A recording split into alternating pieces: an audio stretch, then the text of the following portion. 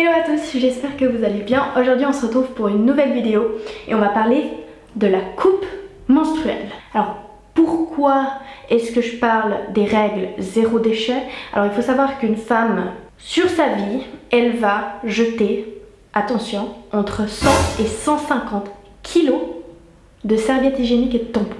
Alors la coupe menstruelle, qu'est-ce que c'est? Alors je sais que ça devient de plus en plus commun et que de plus en plus de personnes savent ce que c'est. Personnellement, ça fait depuis 2014 que je l'utilise. J'ai découvert ça quand j'étais à Berlin. En Suisse, autant vous dire qu'aucune de mes amies savait ce que c'est. J'en ai parlé à ma maman, elle n'avait jamais entendu ça. Du coup, voilà. C'est cette petite chose en silicone chirurgical. C'est un espèce d'entonnoir, sauf que il est bouché en bas, parce que bien sûr le but c'est que ça retienne le sang à l'intérieur, pas que vous en ayez partout.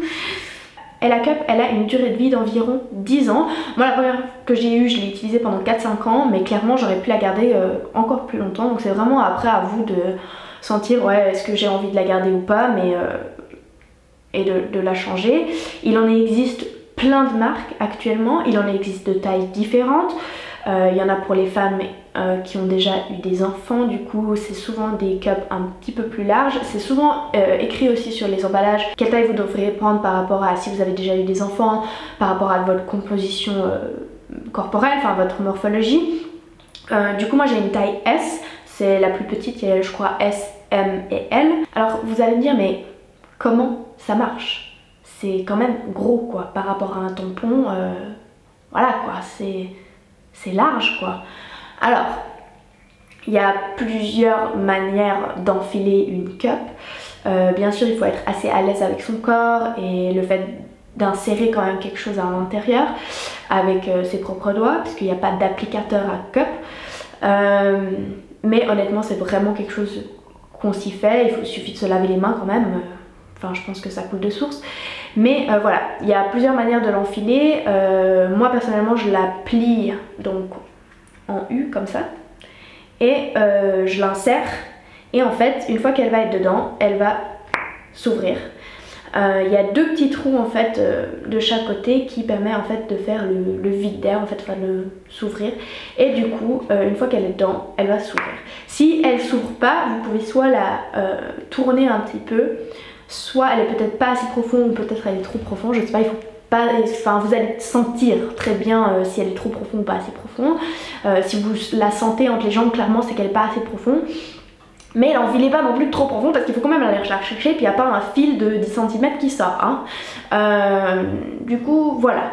Moi des fois je la retire légèrement contre en bas pour qu'elle s'ouvre et ensuite je la remonte. Enfin vraiment, chacun a sa technique, sa stratégie, il faut tester qu'est-ce qui fonctionne pour vous. Voilà, on a tous des vagins différents, on a tous des corps différents, on a tous des techniques différentes. Alors comment ça fonctionne? Genre comment est-ce qu'on la lave?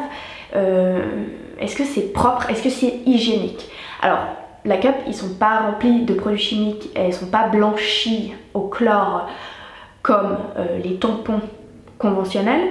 Ça aussi, ça ne pompe pas le sang, ça laisse vraiment écouler le sang des règles naturellement et ça vient juste se poser là au fond de cette cup. Puis vous allez vous rendre compte assez rapidement que vous perdez non plus pas des litres et des litres de sang comme vous pouvez avoir un peu l'impression quand vous mettez des tampons.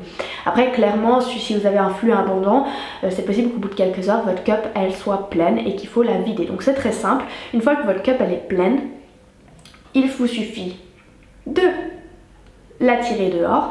Donc il y a des gens qui la pincent un peu là en haut pour je sais pas, pour que ça soit plus facile à la sortir. Moi personnellement je la tire juste depuis en bas. Après il faut y aller quand même assez doucement vu que c'est quand même large et que ça peut être un peu désagréable, surtout au début si on n'a pas l'habitude. Et on la tire délicatement, on la vide dans les toilettes et ensuite on la rince à l'eau froide. C'est hyper important de la rincer à l'eau froide. Et ensuite vous la repliez, vous la réinsérez. Il n'y a pas besoin de la stériliser après chaque utilisation. Et en fait ce qui est vraiment important c'est qu'une fois par mois, donc dès que votre cycle il est terminé, il faut la stériliser et c'est vraiment facile, il suffit juste de la faire bouillir dans de l'eau bouillante. C'est vraiment important de la faire bouillir pour vraiment enlever toutes les bactéries ou qu'est-ce qui peut rester en fait sur la cup et la stériliser jusqu'à la prochaine utilisation. Ensuite, quand vous achetez une cup, vous allez souvent recevoir un petit sachet comme ça. Du coup, moi dès qu'elle est stérilisée et qu'elle est propre, je la remets là-dedans et je lui dis à dans un mois. Alors, où est-ce que ça s'achète les cups? Je vais mettre quelques liens dans la barre d'infos où vous pouvez la trouver. Donc vous pouvez la commander sur internet, mais elle est aussi tout à fait trouvable maintenant dans la plupart des supermarchés, je dirais, ou en tout cas les magasins bio, dans la section un peu santé, cosmétique, produits hygiéniques. Ou alors en pharmacie, vous la trouverez aussi. En Suisse, je sais qu'il y a quelques années ça coûtait très cher, ça coûtait jusqu'à 50 francs suisses pour une cup. Voilà, moi à Berlin quand j'y étais, je la payais 10 €. Et pour vous dire qu'elle va durer 5 ou 10 ans, ça rentabilise ultra vite tous les tampons et autres protections que vous auriez acheté pendant cette période-là. Enfin, c'est vraiment hyper économique comme alternative. Et aussi une dernière chose que je voulais parler, c'est le confort. Est-ce que c'est confortable d'avoir ce machin en plastique enfilé? Il suffit de la mettre comme il faut. Si elle n'est pas bien mise, elle peut vous déranger. Si vous l'avez mise comme il faut et qu'elle s'est rouverte et qu'elle n'est pas trop basse ou trop haute, ça devrait absolument pas vous poser problème. Je remarque que parfois je la sens un peu au début que je l'ai enfilée, mais dès que je commence à bouger, à marcher, à faire ma vie quoi, au bout d'un moment j'oublie complètement que je l'ai. Du coup c'est hyper confortable, c'est hyper pratique si vous allez à la piscine, vous n'avez pas ce fil qui va sortir de votre maillot de bain, vous n'avez absolument aucun risque comme ça. Pareil si vous faites du sport ou comme ça, moi personnellement je l'ai utilisé pour aller courir, je l'utilise pour aller faire du vélo, j'utilise pour nager. Du coup vraiment c'est hyper pratique et ça vous irrite pas comme un tampon parce que ça ne pompe pas tout le sang. Voilà. Aussi je voulais être très honnête et parler des inconvénients de la cup. Moi j'ai remarqué quelques situations où des fois la cup c'était pas hyper pratique. Si vous êtes en déplacement ou dans des endroits publics et que votre cup est pleine et que vous aimeriez la vider et la rincer, il n'y a pas toujours et souvent il n'y a pas de lavabo dans les toilettes où vous allez aller aux toilettes dans les endroits publics. Du coup vous n'allez pas vider votre cup, marcher jusqu'au lavabo commun évidemment et rincer votre cup là.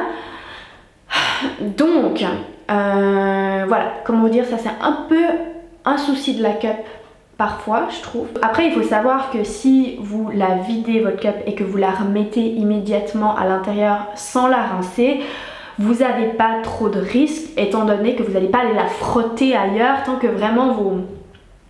comment vous dire, qu'elle n'est pas en contact avec d'autres choses extérieures, vous n'avez pas trop de risque de réinsérer des bactéries ou des choses que vous ne voudriez pas à l'intérieur. Au final vous réinsérez une partie de votre sang qui est déjà partie de votre corps, donc en soi il n'y a pas vraiment de risque lié à ça. Après personnellement je trouve pas que c'est la sensation la plus agréable du monde de renfiler une cup qui n'a pas été rincée. Donc voilà, si vous êtes en déplacement ou etc et que ça vous arrange pas, clairement il y a d'autres alternatives et je peux tout à fait comprendre. Une autre chose que je voulais parler c'est de la nuit. Alors parfois la cup elle tient hyper bien, je peux la laisser toute la nuit, ça ne me dérange pas, je la sens pas, je peux bouger, elle ne bougera pas, j'aurai absolument aucune fuite. Et il m'arrive aussi parfois que la nuit je bouge un peu trop et que la cup elle se déplace ou elle se plie et du coup il y a des fuites. Voilà, je pense que ça dépendra de la marque de la cup, de la manière dont vous bougez, de la forme de votre vagin, enfin voilà, ça dépend de plein de facteurs. Mais du coup moi ce que je fais personnellement la nuit c'est que je la perds toujours, en tout cas quand mes règles sont intenses. En fait déjà je n'utilise la cup la nuit que quand mes règles sont vraiment très abondantes. Du coup j'utilise la cup plus une protection de slip ou une culotte de règles. Du coup comme ça là je suis vraiment tranquille. Après les jours où mes règles sont un peu moins intenses, j'utilise pas la cup parce que je m'en sors très bien sans et j'essaie d'éviter de l'avoir insérée dans mon vagin pendant des heures d'affilée Mais à part ça, je dirais que la cup, ça a été assez une révélation pour moi, en tout cas quand je l'ai découverte, et que depuis 2014 je l'utilise encore, du coup voilà.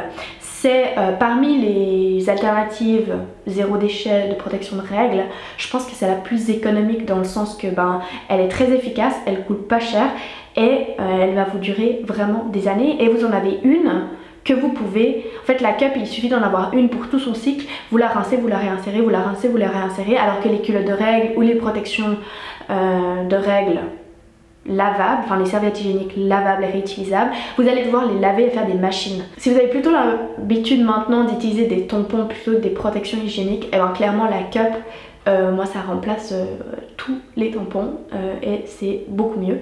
Alors beaucoup de vous vont me donner, mais Chloé, est-ce que ça vaut la peine? Pour autant vous dire que cette petite chose coûte la somme de environ 10 à 20 euros, oui, clairement ça vaut la peine. C'est pas un gros investissement, c'est pas un trop grand risque que vous prenez. Je veux dire, il y en a plein de marques, du coup vous allez peut-être tester une marque, vous allez vous dire ah non elle est trop rigide ou elle est trop molle ou je sais pas, elle fonctionne pas. Il suffit de la tester quand même assez longtemps pour voir si elle vous convient ou pas. Mais j'ai eu des gens des retours de gens qui m'ont dit j'ai testé une marque, j'étais pas fan et du coup j'ai testé une autre et j'ai beaucoup mieux aimé ou ça me convient mieux. Donc voilà, on est tous différentes et je pense que c'est quand même important de leur donner une chance à ces coupes menstruelles, et si vous testez une marque qui vous convient vraiment pas, ça vaut la peine d'essayer une autre marque. Après ça m'est aussi arrivé d'entendre des témoignages de filles qui avaient par exemple jamais eu de rapport sexuel et qui ont commencé à utiliser la cup et pour elles c'était absolument impossible de l'enfiler. Ça ne passait pas, ça faisait mal, voilà, ça fonctionnait pas.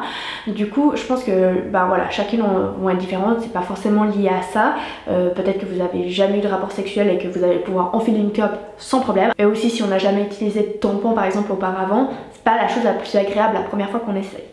Donc si ça vous convient pas, je vous laisse vraiment libre à vous de tester les culottes de règles, les protections hygiéniques réutilisables et lavables. Si c'est quelque chose qui vous convient mieux et que vous préférez pas avoir quelque chose qui est inséré, alors libre à vous. Pour ce qui est de mon expérience personnelle, comme j'ai dit, j'ai commencé à utiliser la cup en 2014. Je l'utilise à chaque fois quand j'ai mes règles. Actuellement, vu que j'ai des culottes de règles et que j'adore ça, et que je suis souvent aussi à la maison, j'utilise un peu moins la cup, mais c'est clair que la cup, quand vous sortez, suivant comment, si vous savez que vous revenez dans quelques heures ou que vous n'avez pas un flux élevé et que vous allez avoir la possibilité de la rincer au cas où, c'est hyper pratique quand vous êtes en déplacement. Moi personnellement les cups, je la prends avec moi quand je voyage et tout, enfin c'est vraiment hyper bien. Si la cup ça ne vous inspire pas, n'hésitez pas à regarder mes vidéos sur les culottes de règles ou sur les protections hygiéniques lavables et réutilisables. C'est aussi des super alternatives zéro déchet et voilà, je les recommande à 2000% aussi. Du coup voilà, c'est un peu mon expérience avec la cup. Il en existe de toutes les couleurs, elles ont toutes plus ou moins la même forme. Mais voilà, je crois que c'est à peu près tout ce qui... Voilà, du monde de la cup. J'espère que cette vidéo a été informative, j'espère qu'elle vous a plu, j'espère qu'elle vous a peut-être fait découvrir la cup, peut-être que vous le connaissez déjà et que vous avez déjà testé. N'hésitez pas à me laisser vos expériences avec la cup et je vous dis à la prochaine vidéo. Ciao!